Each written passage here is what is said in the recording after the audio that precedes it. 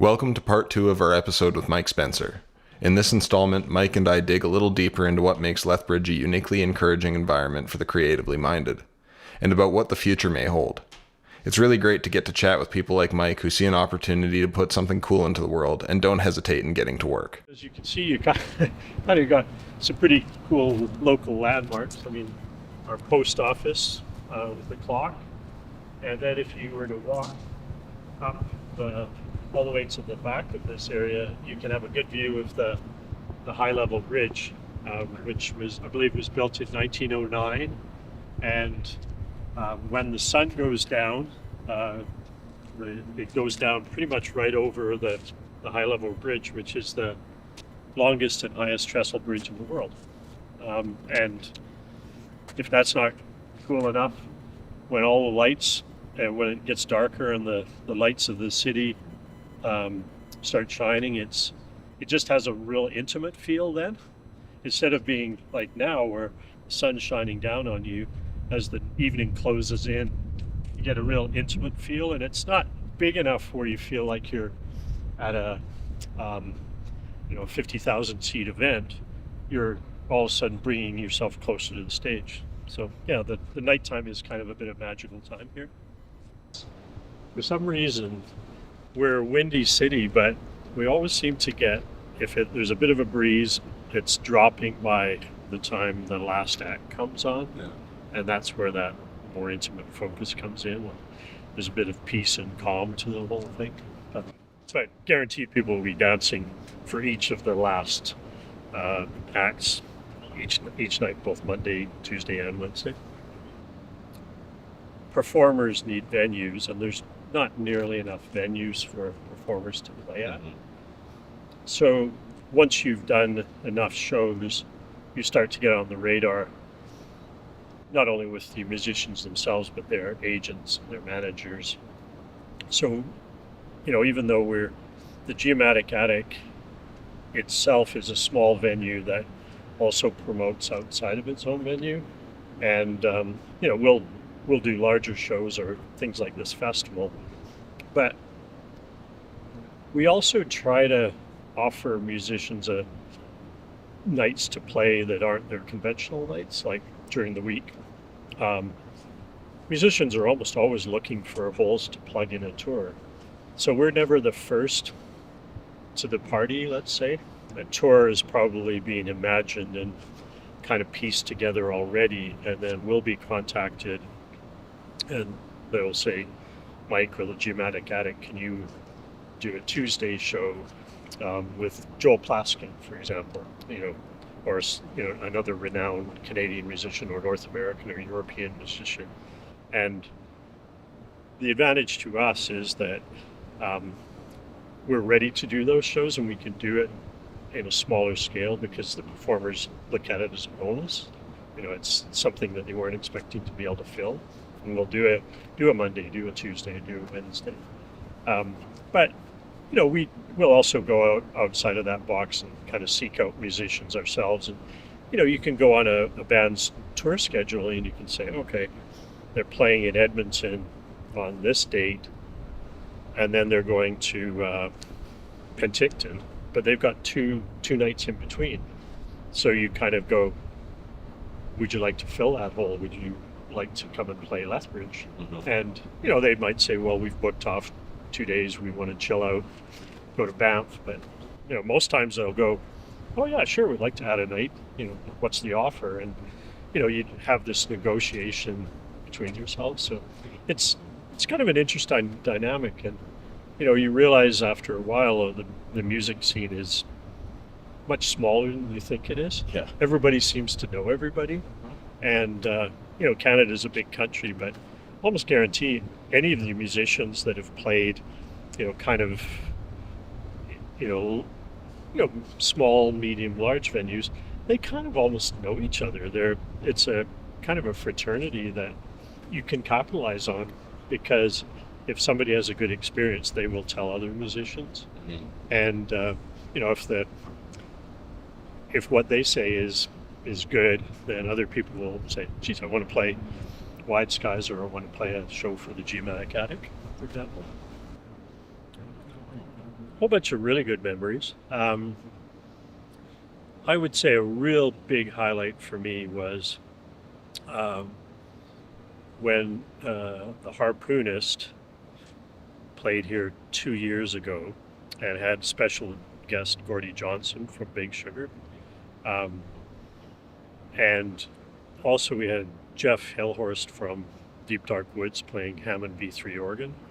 And it was absolutely chilling, the blending of Sean's harmonica, Gordie's guitar, Jeff's B3, and it was, the dancing was amazing, and you knew you were in in the presence of something really special. Because Gordie Johnson, I mean, he's been noted as one of Canada's best for many, many years, and chose to come and play with Sean Hall, who lives on Vancouver Island in Nanaimo, and they developed a relationship, and he came all the way up just for that show. And we don't consider ourselves a big festival, but for Gordie to be here for that show and just knock the lights out, it was just incredible. Yeah, it's a big memory. Just for fun. Worst memory up here. Well, pretty much any time the wind starts to blow. That's a concern. Like, obviously Lethbridge is a windy place, and if you're very exposed up here, so wind can give you a problem. We've never had any rain issues, so it's a good time of year to have a festival like this. No real bad memories. I mean, the venue itself is it's a bit of a struggle, because we can't bring food trucks up here because of the clearance is to get here. All of our sound equipment has to be hand bombed onto trailers so that we can get under that clearance. So ideally, all of the gear would be just driven right to the stage, and boom, it's there, and the bands could just pull up right here. That would be perfect, but that's not the reality. So it's not a worse memory, but it's a fact of life we have to deal with up here. So you spend time in Victoria. Mm-hmm. What perspective has that given you on here, and what's going on there? What kind of connections are you able to make merging these two homes? Yeah, that's really interesting, actually. I've learned a lot from living in Victoria, kind of off and on for the last 3 or 4 years, and what's hit me is that how great the Lethbridge music scene actually is, because Victoria is a little bit bigger. It's obviously it's a very affluent city. It's an expensive city. There are some good venues, but I would say it should have more good venues. And what I do notice is what we have, obviously Alberta leans into kind of its country roots. Not just kind of the pop country you hear on the radio, but the vintage country, alt country. A lot of really cool country stuff is coming out of Alberta and Saskatchewan, Manitoba. But it doesn't always travel to Vancouver Island. As something that is definitely a deficiency for Victoria is, many of the great bands that play in Alberta that we've had come through the Geomatic Attic and Wide Skies, I'd love to see them play on Vancouver Island. Some of the issues for Vancouver Island are just the travel over there, just because of the ferries and, the cost to bring over a truck and trailer or something, or van and trailer, that kind of thing. But I would say, if you were to rate Lethbridge versus Victoria, Lethbridge is punching way above its weight, and Victoria is punching below its weight. I think it's something I think a lot about. Tanner and I have had conversations about both Missoula and Bozeman, Montana, how they are similarly populated places. But if you compare them to Canadian cities of the same population, they feel like they have way more. But I think part of that is that U.S. college culture is so different, and they're both college towns. But what I've noticed traveling is places where young people are places that feel like they end up having that energy to them. They end up having the energy of creation. And so I certainly think that, I mean, if you're going to look demographically, I guess UVic is a substantial aspect of Victoria, but maybe less as a percentage of the population than ULeth is here. Yeah, well, I think Victoria is getting younger. There's no question about it. I don't really know how young people afford to live there, but it's not quite the old retirement community it used to be. It's got the city itself. If you go out at night on any day of the week, there's plenty of people in the downtown area, which is exciting. It's good to see people out, 10, 11 o'clock at night, and it's not deserted, because there's a really good restaurant scene. There's just not like little pockets of clubs, which you would almost think there would be, like a small American city like Austin, for example. I've never been there, but I understand, you can walk a block and there's another music venue, and then there's another one, and then there's another one. And places like Missoula that are just noted for having really core strengths in music. Victoria's funny that way. And I'd love to see kind of Lethbridge become sort of a Missoula of the North. I mean, that would be awesome. I agree. I think I have a theory too, that you see in the States the way that Austin and that Nashville are these magnets for a new wave of creative people, and I don't feel like we've got an analogous city here. We've got, Toronto, I guess, is the obvious choice, but it's just the big city. It's not the obvious choice because it's the smaller city that the creatives have converged on. And I feel like even there's no single destination you can think of in Canada that has a 6th Street or has a Broadway, a place where that's the street and you go walk down it any night of the week and you can hear music. Right. And to me, it's almost this huge missed opportunity for any city that maybe would like to draw, or maybe change its public image, or draw some more tourism interest. It would be so easy to just foster the environment to make that happen. And music fans I know a lot of people that will travel to see cool music. There's a reason that the places that have encouraged that have become well revered, and it could be. Yeah, well, that's a question in itself. Like, what would Lethbridge have to do? Clearly, something has to happen the downtown, and okay, you've got the Slice, you've got the Owl. What if you were to have one other cool kind of gritty venue close to those?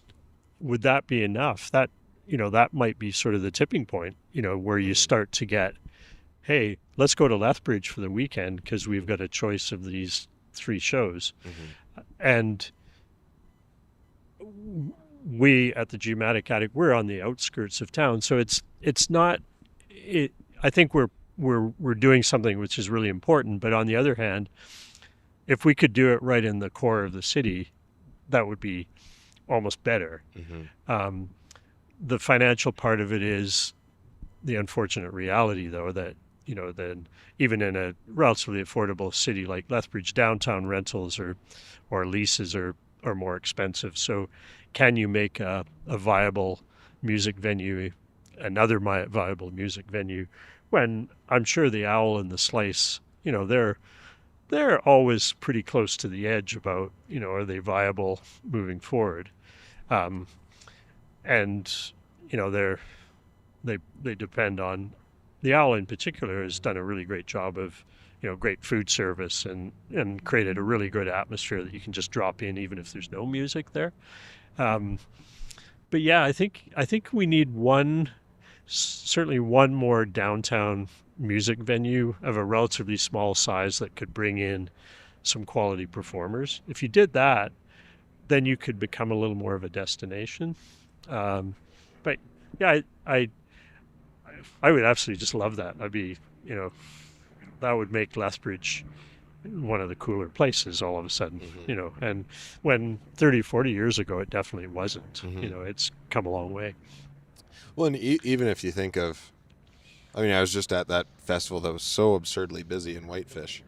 So 2 more hours, you're here. Right. But certainly you're creating an element of that with the Wide Skies Festival, with the central location. And granted, it's a festival for a concentrated amount of time, but you are certainly contributing a huge amount, attracting the kinds of acts that you are able to.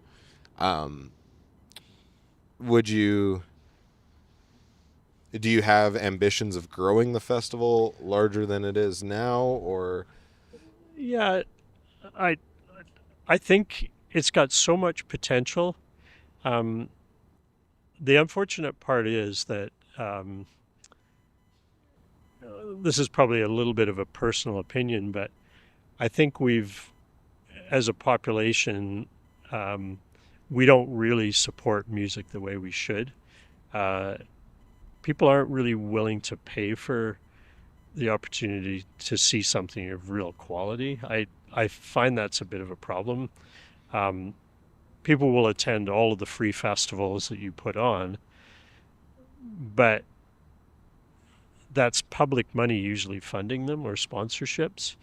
I think the average citizen, if they really care about live music, they need to, be willing to pay for a ticket to go to an event. And if we could do ticketed shows in, like, this has been a really great space. Like Wide Skies on the Rooftop has really been a great space for us.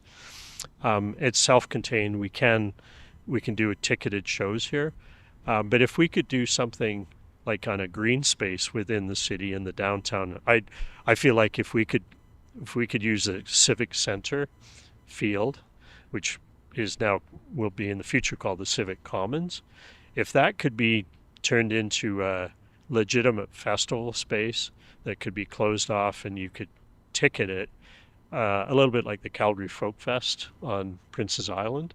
They effectively got all of Prince's Island, and there's boundaries to it, and everybody that goes in needs a ticket, and it's a hugely successful event with some huge big time performers. If the city was willing to allow us to use those spaces and sell tickets, which we currently can't do, if the city's mandate or desires at the moment is that you can rent a green space, but if it's a public space, you can't ticket it. The difference here is that we can actually lease this space, so it's our space and we can ticket it. But if we wanted to have something in the inner city, and that the Civic Center field would be the best example, if we could ticket that show, we could put on a big festival, and we could start bringing those dollars would bring in more revenues, which would allow us to have higher profile performers or more performers. I would love to see that, and I'd love to be part of it. There's some really good people in the city who have advocated for things like that, like Stephen Ford with Allied Arts Council in our city, used to be the owner of the Owl.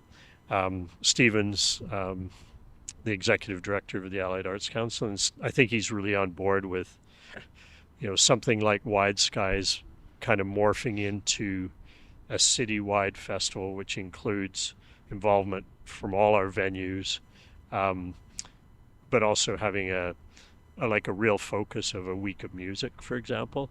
I'd love to see that happen. I'd love to be part of it. But we've kind of knocked on that door a little bit for a few years now, and I think we still need a few more visionaries, with our government and local government that see the economic benefit, and also just the way that could turn the corner and become a Winnipeg or a Missoula, and it's really possible. It's just, we're still a few steps away, I think. But. Yeah, it's you'd almost need to send all of the necessary elected officials that don't get it to Whitefish during Under the Big Sky, because you couldn't even get in to buy a coffee there. Is that right? So if you're going to talk about an economic benefit, even if you waited too long, a hotel room in Kalispell would cost $800 a night. Is that right? Wow. That's how much draw, and that's Whitefish is a town that already has tourism. Mm-hmm. So, but in terms of that ticketed event model, and what people are willing to pay. I know Joe Pug has talked about how he hasn't, how come IHOP for him and his 3 children costs over $100. But buying a ticket to see a regionally successful touring act or a working class touring act is still $40, and it has been since the 90s. Right. And I'm not sure the question is as much, are people willing to pay? Because you see Zach Bryan can do 3 nights at Rogers Place and sell tickets to that are $400 at initial sale, and people buy them. Mm-hmm. But I do think you would likely have a different perspective with more time participating as a fan of music than I do, but it feels like the in-betweens maybe are what have fallen out. Mm-hmm. 'Cause I don't think, you mentioned the Sheepdogs playing for $200. I think a $200 guarantee in those 10 years that have passed has not really increased. That same band today would be getting the same guarantee, but fuel costs a lot more. And so I don't know what the solution is there, but I think in terms of, are people willing to pay music? Well, they prove they're willing to pay exorbitant amounts when they believe it's worth their while. But I think maybe discovery for any act less than a Beyonce or a Zach Bryan has become a lot more challenging. Yeah, well, and I think there's different types of music fans too. I think, the people that want to go see Taylor Swift and Zach Bryan, they're probably not going to the low-level shows either. Mm-hmm. And it's almost like destination concerts that, mm-hmm. It's like you're willing to spend $2,000 or $3,000 on a vacation, but then, if on a weekend that you take another mini vacation, the campground is $100, you don't go. Mm-hmm. So it kind of doesn't make sense sometimes. I think there's the people that are going to see Taylor Swift view that as like a really special event, and that they're willing to spend that money kind of one time or 2 times a year. But they're kind of tapped out to spend money at a lower level, like I think you were kind of touching on. I think it's a frustration of mine as a presenter, is that people don't seem to understand that it's like an iceberg. The tip of the iceberg that you see is 10% And while it might be super high quality, where the Beyoncés and Taylor Swifts are, but below that surface, the 90%, there's still just a wealth of talent. And, if you're willing to take a chance and spend $30 or $40, you can go see somebody who's could be the next person just like that. And I don't think there's enough people out there that, while they might say they love live music, they're actually not really supporting live music. And I think there's a room for government to support festivals and things like that. But I think people have to understand that if you want some really quality, you have to pay for it. And I'm not talking about spending $200, $300, $400. I'm talking about that $30, $40, $50 ticket. I mean, even if the idea of a $5, $10 cover charge is at this point pretty outdated. When I always think about what minimum wage buys you in terms of fast food, and you can get a teen burger and a root beer now for more than an hour's work of minimum wage. So by that same standard, shouldn't you pay at least a teen burger to see the local band? Exactly. But even because if you think about the metrics of viability of putting on a show, if you can sell $10, $20 tickets, you made $200. But if you can sell, let's say, $20, $40 tickets, well, now you're actually talking about, that's not huge numbers of people to convince to spend less than they're going to spend now getting coffee and sandwich. Like, right. If my wife and I stop at a cafe, it's routinely $45, $50. We can't find that to spend on a night of music. Yeah. And you do that on a whim, probably, right? Yeah. And music tends to be a little more planned out. And again, like you talk about the money generated by having a few more people at a higher ticket price, then musicians that are getting a start are actually fairly rewarded, because you're right, that $200 guarantee still exists. We have plenty of performers will come out with a support act, and all their agents ask is that you give $200 to the support act, and often they're fantastic. And you wonder, what is that $200 going to pay for? Almost nothing, really. It might buy them gas from Calgary to Lethbridge and back, and maybe a meal or two, but they're not putting money in their pocket, that's for sure. Let alone lodging, if you are to have to. Yeah, exactly. If you don't have a benevolent floor to sleep on, then it's pretty hard to make it work. I don't know either. I think a lot about what the solution to bridging that gap is and would be. Where the middle is, where we.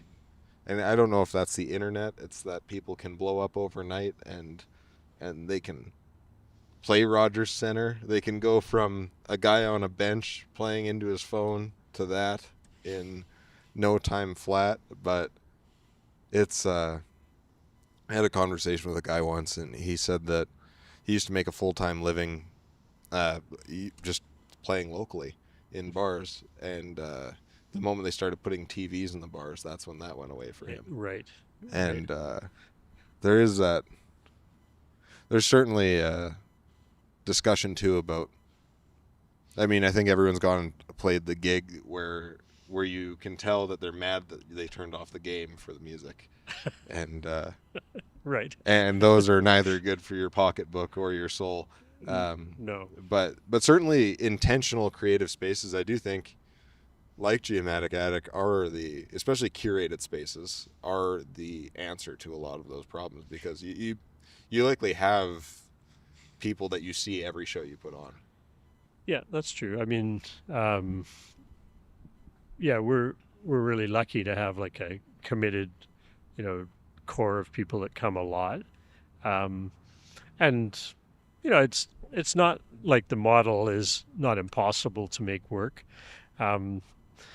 You just, in this day and age, you've really got to promote in so many different ways, and but nobody's really at the level, like you say, like an intimate, curated space, nobody's going to make a lot of money. So then you have to ask, like, what's the motivation for doing it? Like, do you just love it that much? Do you have that much time on your hands to do it? It would be difficult for somebody to do it as like a side hustle when they had a real job and a family. I'm fortunate enough that I can kind of do it because I'm retired from my day job, and but when I was like working full time, it was a tough gig. It was tough with all the hours you had to put in, even tough on relationships and things like that too. But yeah, I think you're right. I mean, like, in order for people to get a start, there have to be venues where, you can listen to music and you can kind of get to know the performers, and they can grow from that. Bars are a great place for music, but they're not always the best place for musicians to grow as performers, because often they're fighting with people playing pool in the background, or people at the table in the front having a conversation. And if you're a engaged performer, you're often going to want to talk to the audience and talk about a song and even just know that your song is being heard. But yeah, I think intimate, curated spaces are very important to the whole mix as well. So, Do you want to do one more question? Yeah. So the question I'll leave off with you on is, if you could give a piece of advice to yourself at the beginning of your journey into all of this. Usually I ask people a piece of advice to yourself kind of at that age when you're that early adulthood stage, when you're graduating high school. With the knowledge you have now, what piece of advice would that be? wow. Do you mean in terms of, the music initiatives? It can really be whatever you feel like would be that most impactful tidbit. I find usually it'd be hard to convince your 18-year-old self to take your advice, but Wow. Yeah, that's interesting. Yeah, I would say definitely do the things that make you feel like you have no regrets. Like, if you're an artist, give yourself a shot at it right away. Don't wait. You having a life of regret for something you wished you had done is a horrible thing. Give yourself a shot. Like, if you're a musician, take a gap year or two, give it 100% of yourself and do it as hard and fast as you can. If it turns out it's not going to work, then at least you don't have those regrets. Regret is the worst thing you can have, is one of the worst things you can have hanging over you if you don't take some chances. Take some chances, see the world, do some stuff, and then, life has a way of kind of forcing you to be kind of a bit more of a normal person. You got to make money, you got to feed your kids, and you got to have a relationship, you got to have a house. You got to be a little more solid as you get older, but it gets hard to do that, to take chances when you've got all that. But do it early, get out and have some fun, and don't look back. Awesome. That's great. Sweet.